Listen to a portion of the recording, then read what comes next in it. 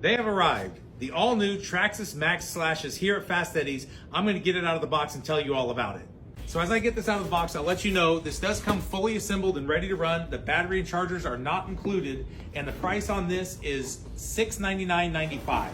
It is available in 4 colors. As you can see, we got the blue one here. It's also available in green and the rock and roll paint scheme, which is the multicolored paint scheme. Just like all the Traxxas cars that are coming out lately, they do have what they call the clipless body design. I know there are clips under here, but no longer are there steel body clips and body pins that you put into the body any longer.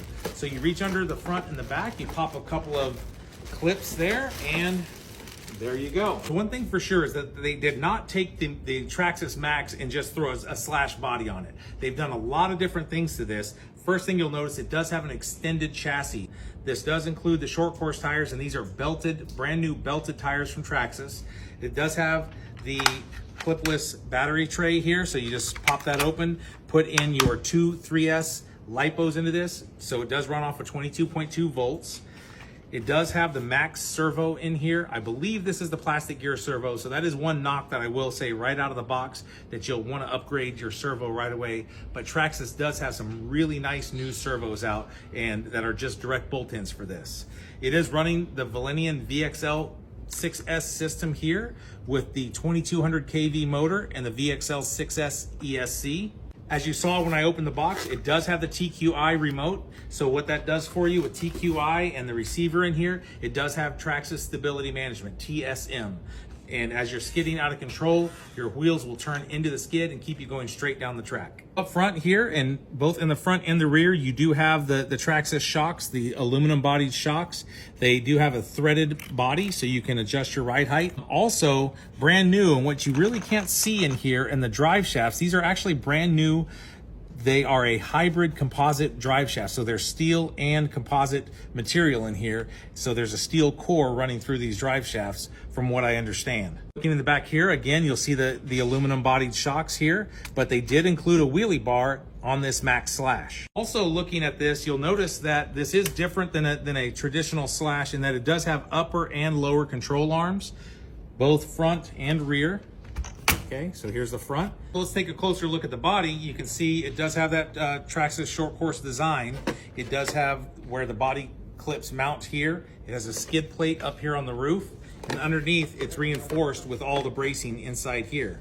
Also what they've done, if you notice here closely, they did include some little side skirts here that grab onto the Nerf bars and it'll hold the body in place as well. One thing I've been dying to know is what the scale of this is and how big is this compared to some of the other cars. So let's grab another competitor's car and see how this matches up. I've gone ahead and I've pulled out the Arma Mojave here, and I believe this is a fair comparison because they're both 6S vehicles. And let's just check the wheelbase. I'll just set this right on top here, and you'll notice that the wheelbase is very, very close to what the full-size Mojave is. The width, if you look at the back, come around the back and take a look here, the width is almost identical as well. You know who Traxxas was targeting with this vehicle and what they were going after. For final comparison, we'll look at the 4S Mojave from Arma and compare it to this, and it is slightly bigger than the 4S as well. So I think the best comparison for this Max Slash, it almost matches up perfectly to the Arma Mojave.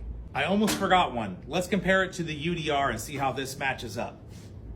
Very, very similar in size. Of course, the UDR does have the solid rear axle in it. So, but as far as the length goes, it's very similar in length and scale to the UDR. I think the true test of this is how does it run?